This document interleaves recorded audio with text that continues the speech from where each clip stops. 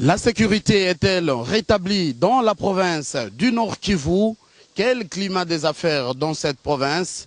Les 5 chantiers sont-ils en marche? Quel bilan à la tête de cette province 4 ans après? On en parle dans ces magazines invités à la une avec le gouverneur de province du Nord Kivu. Monsieur le gouverneur Julien Paluku, nous vous retrouvons ici à Kinshasa en pause ou en mission de service? Non, je suis en mission de service parce que pour qu'un gouverneur se déplace de sa province, ce n'est pas pour une pause, c'est pour une mission de service que je me retrouve à Kinshasa. Exactement, nous allons en savoir tout à l'heure, les mobiles de cette mission ici à Kinshasa. Mais dans plus ou moins 8 mois, ça sera la fin du mandat de tous les gouverneurs en République démocratique du Congo. Plus de 4 ans et demi à la tête d'une province, le Nord Kivu. Quel bilan, selon vous, positif ou négatif? Non, je ne sais pas moi-même si je dois parler d'un bilan positif ou négatif, parce que pour faire un bilan, il faut d'abord qu'on sache qu'est-ce qu'on s'était fixé comme objectif au départ. C'est par rapport aux objectifs fixés qu'on doit établir les bilans. Tout le monde sait que lorsque j'ai présenté mon programme quinquennal auprès de l'Assemblée provinciale, j'avais 3 choses. La première, c'est que à travers mon quinquennat, je voulais effectivement d'abord pacifier les esprits qui étaient divisés à la suite des guerres que la province a connues. Parce que tout le monde sait que le Nord Kivu était divisé en 2 provinces. Il y avait une province qui avait comme chef-lieu la ville de Beni. Et elle était tenue par le RCD-KML à l'époque. Il y avait une autre province qui avait comme chef-lieu Goma, qui était dirigée par le RCD Goma. Et donc, après mon élection à la tête de la province, il fallait ressouder les esprits, recoller les morceaux pour que les enfants du Nord Kivu se retrouvent au sein d'une même province. C'était ma première mission. Parce qu'il y avait une division entre Nord et Sud. Il y en a qui se disaient appartenir au Nord, d'autres appartenir au Sud. Et que donc toutes les réflexions étaient basées sur cette sorte de bipolarisation de la vie politique au Nord Kivu. Et donc ma première mission, c'était une mission réussie en fait? Ma première mission était d'abord de faire en sorte que le Nord Kivu redevienne une même province. Et c'est une mission que je considère comme réussie. Parce que qu'il s'agisse de Beni, de Butembo, de Masisi, de Walikale, de Goma, de Rutshuru, de Nyiragongo, tous les enfants du Nord Kivu se reconnaissent être les enfants d'une même province avec un seul gouverneur que je suis. Exactement. Et là, ça nous amène à vous poser une question sur la paix et la sécurité. Vous avez été derrière une grande machine, le programme Amani, avec tous les acteurs politiques de la République démocratique du Congo.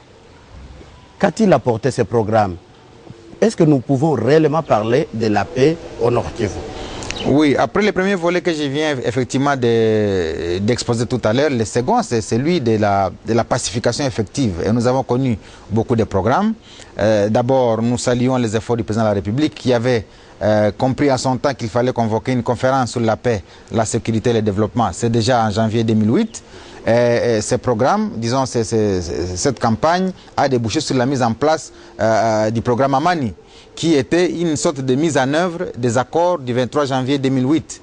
Et ce programme était piloté, comme vous le savez, par l'abbé Apollinaire Malou Malou, qui a produit ses effets. Nous sommes allés jusqu'à la fin 2008, lorsqu'il y a eu reprise de la guerre avec Laurent Kunda, et tout le monde le sait. Ça a débouché sur de nouvelles négociations à Nairobi. Moi-même, j'étais parmi les acteurs de ces négociations. Et c'est en janvier 2009 qu'effectivement, on a pu mettre fin aux hostilités et ainsi déclencher l'opération d'intégration de tous les ex-rebelles au sein des FARDC. Et cette mission a plus ou moins réussi parce que nous avons intégré plus de 20 000 hommes au sein des FARDC qui hier tiraient sur les forces régulières. Et donc, j'estime que ce programme, à son temps, avait réussi. Mais comme il fallait réadapter le programme à la stabilisation, il a plu au président de la République de créer un nouveau programme qu'on appelle STAREC, c'est-à-dire un programme de stabilisation des zones sortant des conflits armés. Et c'est donc ce programme qui est en exécution jusqu'aujourd'hui. Il va prendre fin d'ici le 30 juin 2011. Je pense qu'il va devoir être renouvelé pour que nous continuions à consolider les acquis que nous avons pu atteindre tout au long de ce processus. Et je dois avouer que le Nord Kivu à l'époque était une province qui était presque jonchée par 23 groupes armés, mais avec ces différents programmes, nous avons réussi à intégrer tous ces groupes armés au sein des FARDC Et aujourd'hui, il ne reste que les quelques groupuscules des FDLR qui sont disséminés particulièrement dans les territoires de Walikale et dans les territoires de Massissi et un peu dans le sud du territoire de Lubero. C'est là maintenant l'activité principale à laquelle se livre notre armée pour devoir mettre un terme à toutes ces petites bavures qu'on observe ça et là, qui sont devenues comme des opérations de guérilla. Parce qu'il n'existe plus une bande armée organisée avec un quartier général, avec un état-major, comme c'était à l'époque avec les FDLR, qui avaient même des universités, des écoles, des centres de santé, mais que nos forces armées ont réussi à détruire, ce qui fait qu'aujourd'hui, ce sont des opérations de ratissage qui se font à l'intérieur de la province. Il y a une majeure partie des Congolais qui refusent de se rendre à l'Est, précisément au Nord Kivu, soi-disant qu'il n'y a pas la paix. Est-ce que vous pouvez confirmer qu'il y a la paix à l'Est, dans votre province, le Nord Kivu? La paix, c'est une donnée évolutive.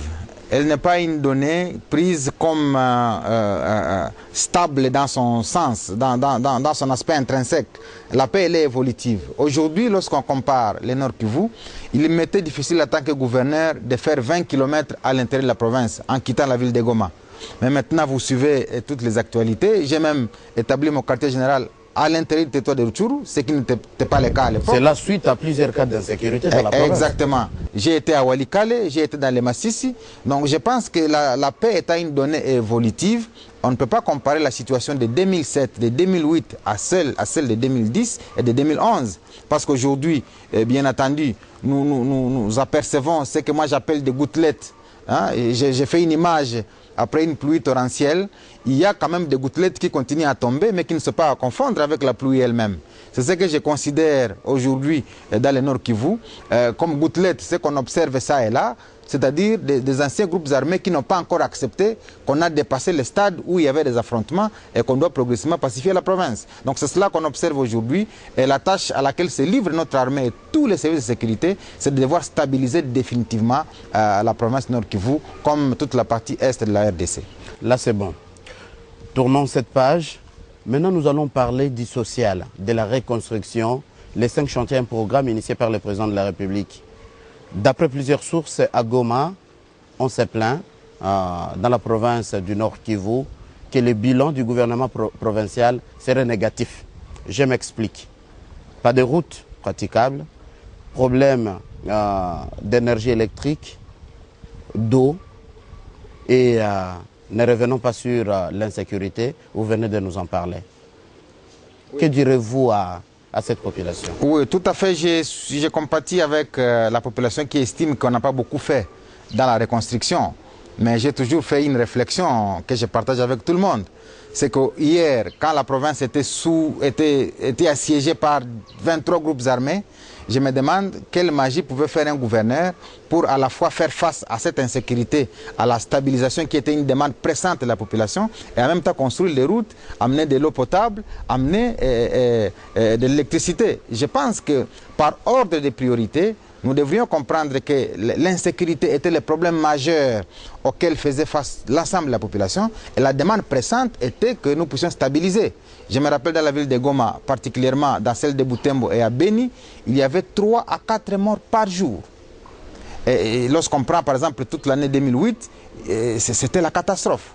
Et donc la demande pressante à ce moment-là n'était pas de dire au gouverneur d'amener des routes. C'était que le gouverneur, avec tout son gouvernement, pour stabiliser la province, pour stabiliser le Nord Kivu. Et ce que nous avons fait aujourd'hui, à Goma, comme partout ailleurs, les morts ne se comptent plus en dizaines ou en milliers.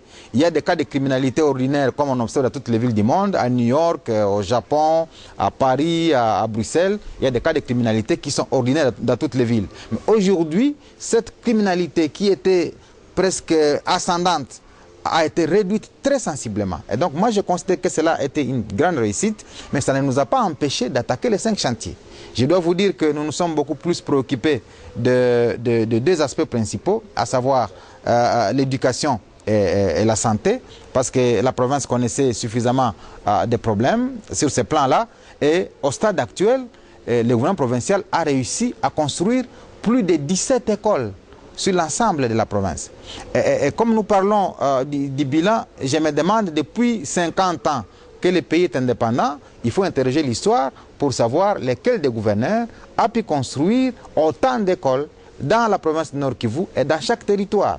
Aujourd'hui, de Walikale jusqu'à Beni, en passant par Rutshuru et Lubero, chaque territoire a un minimum d'une école. Le seul territoire qui a plus de 4 écoles, c'est celui de Rutshuru, où nous avons construit 4 écoles, avec un hôpital de référence à la frontière avec l'Ouganda. Celui de Massissi a 3 écoles et un hôpital que nous y avons construit. Ça fait la fierté du gouvernement provincial lorsque nous donnons ces bilans. Lorsque vous montez vers Beni, nous avons plus de 4 écoles aussi avec un hôpital. Ça fait également la fierté parce que je prends par exemple la population de Kasindi, se faisait soigner en Ouganda. Mais avec l'hôpital que nous y avons construit, maintenant ce sont les Ougandais qui viennent se faire soigner dans notre pays. Ce qui est une donnée très très rare qu'on n'avait jamais vu dans notre province. Nous nous sommes aussi attelés sur le volet des bourses d'études, parce que nous avons dit que l'avenir de notre province dépend de la manière dont nous prenons en charge la jeunesse. Nous avons envoyé 9 étudiants en Corée du Sud, dans une grande université, pour être formés dans les techniques modernes d'ingénierie, de construction, d'électronique, pour que dans les 5 ans qui viennent, lorsque ces élèves auront terminé, ils pourront désormais aider la génération du Nord Kivu à faire face à la nouvelle technologie moderne qui se profile un peu partout dans le monde. Donc voilà autant de choses que nous avons réalisées, mais j'estime que le plus grand résultat auquel nous sommes arrivés, c'est d'arriver quand même à stabiliser la province. Aujourd'hui, vous avez parlé des routes dans la province du Nord Kivu. Et là, avant que vous continuiez, on dit que vous vous couvrez derrière les actions du gouvernement central. Quand on voit l'asphaltage de la ville de Butembo d'ailleurs qui traîne, lancé par le chef de l'État il y a plus d'une année, vous vous couvrez derrière les actions telles que la route Beni-Nyanya. Et en matière de route, la province ne fait absolument rien. À Goma, vous avez enlevé tout l'asphalte, le béton, il n'y a plus rien. Et le gouvernement provincial serait accusé d'inactivisme. Exactement, d'abord pour la route de Beni, nous saluons le gouvernement central pour avoir réalisé 60 km sur la route Bunia, Nyanya comme vous venez de le dire, et nous le disons tous les jours que c'est une grande réalisation du gouvernement central. Et nous ne sommes qu'une représentation du gouvernement central, c'est-à-dire nous ne pouvons pas nous détacher de ce qui est fait par le gouvernement central, parce que nous sommes son prolongement au niveau de la province. Ce qui se passe à Butembo, c'est effectivement sur le financement du gouvernement central, et nous nous en réjouissons, parce que dans notre province, déjà, nous avons des chantiers. À Goma, on a décapé presque toute la lave. Aujourd'hui, tout le monde crie à la poussière. Et c'est d'ailleurs ce qui a justifié ma mission à Kinshasa. Je suis venu voir le Premier ministre pour que nous puissions accélérer effectivement le décaissement des fonds, de manière à ce que les travaux qui ont commencé à Goma puissent se poursuivre très très rapidement. Parce que la population de Goma a vécu avec la lave. C'est-à-dire là, il n'y a pas de poussière. Et que donc c'est normal qu'il y ait beaucoup d'agitation par rapport à ça. Et nous comprenons que c'est une forte demande qui nous pousse, nous en tant que gouvernement, de devoir agir vite. Est-ce que nous avons fait? Maintenant, par rapport à mes projets comme gouvernement provincial, qu'est-ce que j'ai fait en matière de route? Je dois dire qu'une route, en moyenne, coûte 1 million de dollars par kilomètre. Combien de kilomètres? 1 million de dollars par kilomètre. Parce que les 31 kilomètres qui seront réalisés dans la ville de Goma coûteront 40 millions. Là, il faut y mettre tous les travaux d'assainissement, ce qui fait qu'au moins les kilomètres vont coûter autour de 1 300 000. Or, depuis que nous sommes à la tête de la province, à la suite de toute cette insécurité que nous avons connue, nous avons des recettes mensuelles au niveau de toute la province de 300 à 400 000 dollars. Donc pour faire 1 kilomètre de route avec les recettes locales, il nous faut 2 à 3 mois pour faire un seul kilomètre. Et à ce moment-là, il ne faut pas faire fonctionner le gouvernement provincial, l'Assemblée provinciale et tous les services connexes qui pilotent effectivement la machine de la province du Nord Kivu. Lorsque je suis arrivé à la tête de la province du Nord Kivu, l'État lui-même avait autour de 1 million de dollars comme recette du trésor. J'ai essayé un peu de boucher presque toutes les zones d'évaporation par lesquelles l'argent s'envolait. Aujourd'hui, nous sommes à 7 millions de dollars que nous versons au compte du trésor mensuellement. Les 300 000 dollars, c'est quand c'est la rétrocession? Non, les 300 000 sont des recettes propres que nous recevons. Alors, lorsque nous recevons la rétrocession, qui devrait être autour de 2 millions, 3 millions par mois, nous arrivons maintenant à autour de 900 000 et 1 million comme recette globale, c'est-à-dire rétrocession additionnée aux recettes propres. Et donc, nous avons 1 million de dollars par mois que nous percevons. Et imaginez-vous, ces recettes-là suffisent à elles seules pour seulement construire 1 kilomètre de route. Or, lorsque nous avions présenté notre plan quinquennal au niveau de l'Assemblée provinciale, nous avions fait un budget global de 500 millions de dollars pour les 5 ans. C'est-à-dire par an, nous devrions avoir 100 millions de dollars. Or, avec 1 million que nous percevons actuellement, vous vous rendez compte que nous n'avons que 12 millions de dollars par an. Ce qui représente 12% de ce que nous attendions lorsque nous avions fait notre programme. Alors, avec un taux de réalisation de 12% l'an, qu'est-ce qu'on peut réaliser comme objectif par rapport à ce qu'on s'est assigné il y a 4 ans et demi?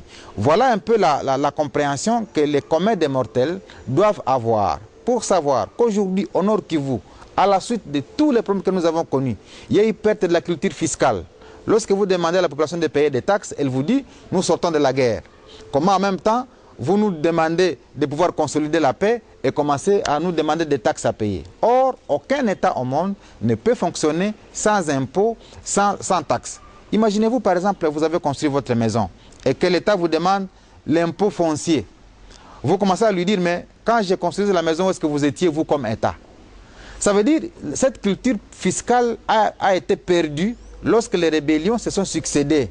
C'est ce qui fait aujourd'hui que quand nous voulons remettre l'ordre institutionnel, nous connaissons suffisamment de problèmes face à une population qui n'est pas tellement préparée à payer des taxes. Parce qu'elle n'a vu que des rebelles par le temps passé, elle croit que même actuellement, l'argent que nous percevons servirait à des poches noires. Voilà un peu la difficulté à laquelle nous faisons face, mais nous ne nous décourageons pas à aller vers les populations pour sensibiliser davantage les grands opérateurs, les grandes couches, pour amener tout le monde à comprendre qu'un État s'est construit grâce à la participation de tout le monde. Est-ce que cela peut nous amener à dire le social dans la province du Nord Kivu, c'est zéro? Non, le social n'est pas zéro, parce que lorsque vous voyez les gens, ils sont en train de se refaire, quand vous trouvez la ville de Goma en train de se reconstruire, vous comprenez qu'il y a un dynamisme qui naît. Lorsque vous montez vers Butembo, vous trouvez qu'il y a un dynamisme qui naît. Mais le social, il doit être considéré dans son ensemble. C'est-à-dire, il n'est pas une donnée isolée à la province du Nord Kivu. Ce pays a connu 50 ans de gouvernance de crise. D'abord, déjà, aux premières années de l'indépendance, on assassine le premier ministre. 4 ans après, il y a un colonel qui prend la reine du pouvoir. Il dirige le pays pendant 32 ans. Et pendant tout ce temps, vous avez connu les problèmes que le pays a traversés. Aujourd'hui, nous devons remercier le pouvoir actuel, piloté par son Excellence M. Joseph Kabila, qui a réussi à annuler une dette de plus de 10 milliards de dollars qui pesait sur notre pays. Alors que, si on pose la question au commun des mortels de savoir qu'est-ce que les 10 milliards de dollars comme dette qui viennent d'être effacées ont fait dans notre pays. Je ne pense pas qu'au Nord Kivu, on retrouve une seule infrastructure qui a été bénéfique à la population pour qu'on dise voici ce qu'a servi les 10 milliards de dollars. Donc je pense que les pays, on l'a trouvé dans un trou très profond. Et grâce aux efforts du chef de l'État, on est en train de les tirer petit à petit de ces trous. Malheureusement, la population veut aujourd'hui, en même temps qu'on tire les pays du trou, veut qu'on les retrouve à la surface et émerger comme d'autres pays à travers le monde. C'est impossible. Nous venons de très très loin.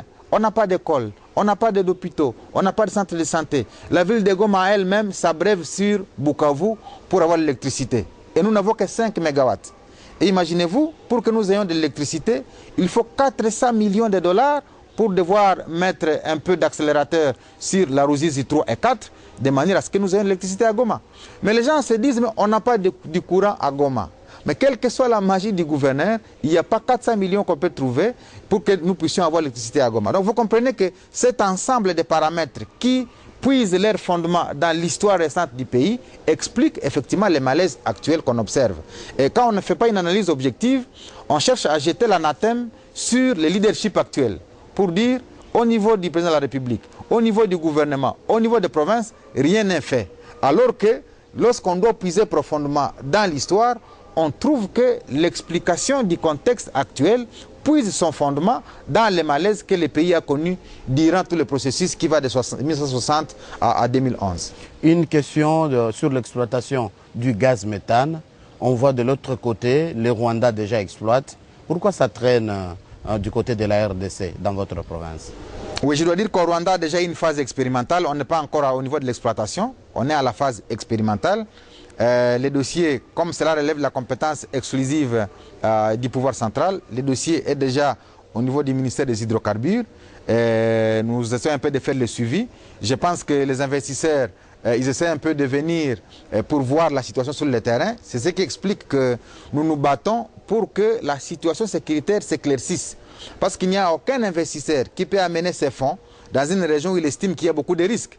Parce qu'il s'est dit, mais si j'amène mes fonds dans cette région où il y a beaucoup de risques, eh bien, je risque de les perdre et demain considérer qu'il n'y a aucun investissement que j'ai pu réaliser. Parce qu'on est capitaliste, on doit viser sur les bénéfices.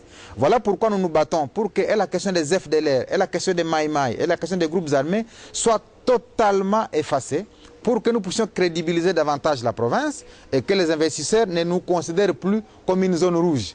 Parce que tant que nous serons considérés comme une zone rouge, il n'y a aucun investisseur qui amènera ces milliards au Nord Kivu parce qu'il les considérera comme une perte. Voilà ce qui explique qu'au Rwanda, où déjà il y a une stabilité, les gens préfèrent devoir investir dans cette partie de l'Afrique que de venir chez nous où il y a encore un discours FDLR qui semble dominer presque toute l'actualité. Là, monsieur le gouverneur, directement on entre dans un autre chapitre, on parle du climat des affaires et puis de la diplomatie dans la sous-région des Grands Lacs. Comment expliquer ces deux villes qui n'ont pas de frontières? La frontière serait une route, que de l'autre côté il y ait la paix et de votre côté il n'y ait pas la paix. Et quel est le climat des affaires actuellement dans votre province? Oui, nous sommes des villes, mais c'est deux pays différents. Gisenyi, qu'on appelle actuellement Rubavu, c'est au Rwanda. Goma, c'est en RDC. Et quand on prend Goma, on les lie à toute la situation qui se passe sur l'ensemble de la province, particulièrement à Rutshuru, à Walikale et à Masisi. Et je dois dire que par rapport aux 2 dernières années, ça évolue très très bien. Le climat des affaires, c'est une donnée, comme je l'ai dit, qu'on doit prendre de façon globale. À commencer par la capitale, on redescend au niveau des provinces. Mais déjà, avec la paix que nous observons dans le Nord Kivu, on sent beaucoup d'investisseurs qui arrivent pour voir de leurs propres yeux s'ils peuvent déjà amener leurs capitaux. Nous en avons qui ont fait le tour de Walikale, parce que nous avons des minerais spécifiques. Nous en avons qui sont allés dans les Rutshuru, où il y a par exemple le nobium, qui est le pyrochlore, un minerai très très rare que nous ne retrouvons en RDC qu'au Nord Kivu, parce qu'il est utilisé dans la fabrication de fusées et que donc cela attire l'attention de beaucoup d'investisseurs. Donc je pense qu'au fur et à mesure que les données sur la paix vont changer, ça va attirer davantage d'investisseurs et nous estimons qu'avec l'adhésion de notre pays à l'OADA, ça va assainir davantage le climat des affaires. Avec l'arrivée prochaine de la taxe sur la valeur ajoutée, ça va diminuer toutes les taxes sur la consommation et donc permettre à ce que les investisseurs ne puissent pas avoir un poids très très lourd qui pèse sur les affaires. Donc je considère que le climat des affaires au Nord Kivu se porte bien, mais encore une fois c'est une donnée évolutive qu'on ne doit pas considérer comme une donnée spontanée. Elle est évolutive et nous considérons qu'il y a des évolutions que nous observons sur le terrain. Relation de votre province avec les autres provinces d'abord de la RDC et puis les pays limitrophes. Parlons précisément de relations de la province du Nord Kivu avec la République rwandaise.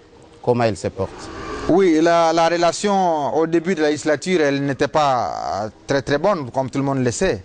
Mais à la suite du rapprochement diplomatique entre le pouvoir central et les 3 pays limitrophes, à savoir le Burundi, le Rwanda et l'Ouganda, je pense que nous n'avions plus de choix, nous, en tant que province. Parce que lorsque les ambassadeurs se sont retrouvés déjà accrédités dans les pays respectifs, nous ne devrions que nous abréver sur cette nouvelle donne. Et c'est la raison pour laquelle, au niveau du Nord Kivu, nous avons ouvert la frontière 24/24. Donc, lorsque vous allez au Rwanda, vous traversez les jours comme la nuit, il n'y a plus d'obstacles à rencontrer sur le chemin de parcours. Aujourd'hui, nous tenons des réunions régulières avec notre collègue de la province ouest du Rwanda pour évaluer la situation sécuritaire et transfrontalière. parce qu'il y a beaucoup d'éléments qui commettent d'actes dans l'un ou l'autre pays et qui se réfugient dans l'autre pays. Maintenant, nous avons mis un mécanisme de faire travailler nos services spécialisés pour que régulièrement ils se rencontrent et qu'on échange des informations et qu'on évite le phénomène de recyclage, par exemple. C'est-à-dire, il y a des FDLR ou des Rwandais qui rentrent chez eux au Rwanda et qui reviennent encore dans notre pays. Nous avons mis en place un mécanisme qui contrôle tout cet aspect-là pour nous permettre effectivement d'asseoir un climat de paix et de ressouder cette confiance qui était presque perdue. Parce qu'entre les Rwandais et la RDC, il y avait déjà un climat de méfiance. Mais avec cette collaboration que nous avons établie ensemble, aujourd'hui, les Rwandais et la RDC, disons les deux provinces voisines, nous collaborons étroitement et nous échangeons presque mensuellement. Je vous ai connu comme un brillant professeur à Goma, maire d'une ville dans la province du Nord Kivu. Aujourd'hui, vous êtes gouverneur. Votre vision, vous briguez la magistrature suprême, la primature? Non, j'ai commencé, vous l'avez dit, comme professeur à Goma, c'était aux années 90. Après, j'ai été administrateur des territoires assistant. J'ai fait 4 ans comme titulaire, administrateur des territoires. J'ai fait 4 ans comme maire. Ça fait presque 12-13 ans que je suis dans l'administration du territoire. Et que donc, j'ai donné ma première expérience comme gouverneur pendant ces premiers quinquennats.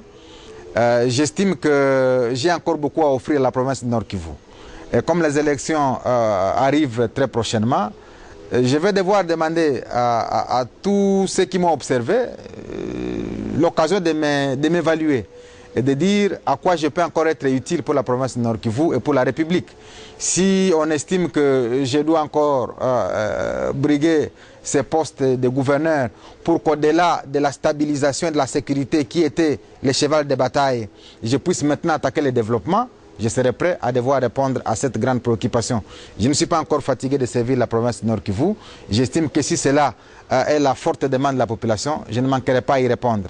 Je ne considère pas aujourd'hui que j'aille encore plus loin que ça, parce que j'ai, comme vous l'avez présenté, j'ai évolué selon des étapes qui sont bien connues. Je ne suis pas de ceux-là qui brûlent les étapes.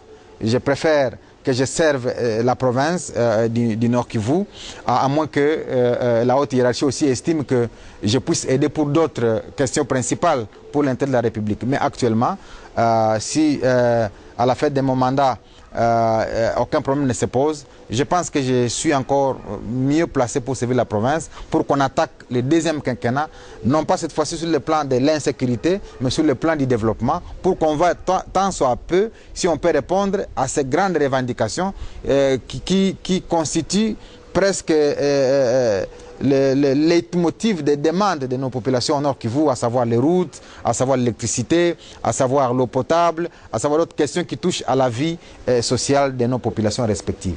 Plusieurs fois, vous avez été poussé à la porte par l'Assemblée provinciale, mais malgré vous vous êtes maintenu à la tête de cette province. Quel est votre secret, monsieur le gouverneur?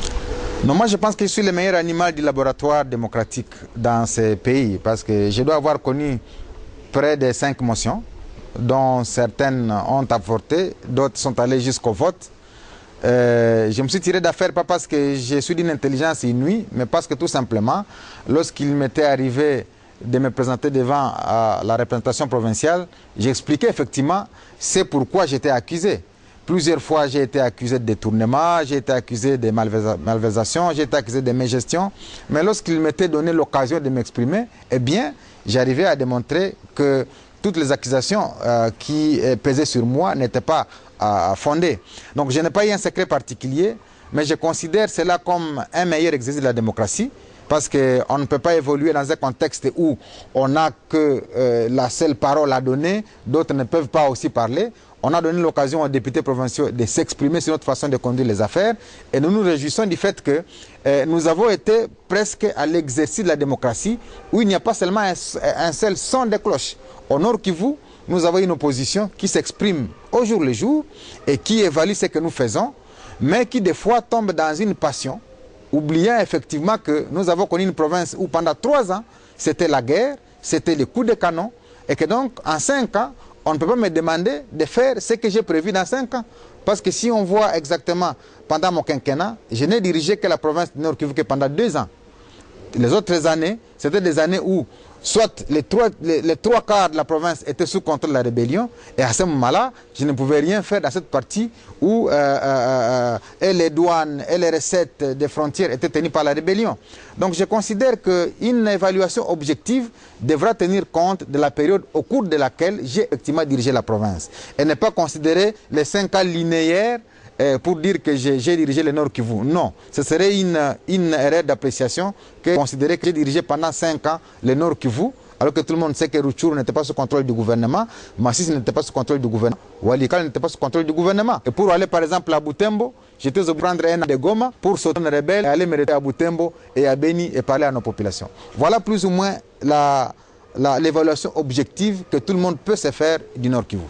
Votre mot de la fin que je formule sous cette question, une partie de la population estime que vous avez bien travaillé, une autre, votre bilan serait négatif et vous demande à démissionner. Qu'est-ce que vous leur dites? Moi, je pense que c'est tout à fait normal que chacun s'exprime de sa manière, mais j'ai répondu à la préoccupation en disant l'évaluation du gouvernement Julien Paluku doit se faire en considérant que le Nord Kivu n'a pas été totalement dirigé par nous pendant les 5 ans.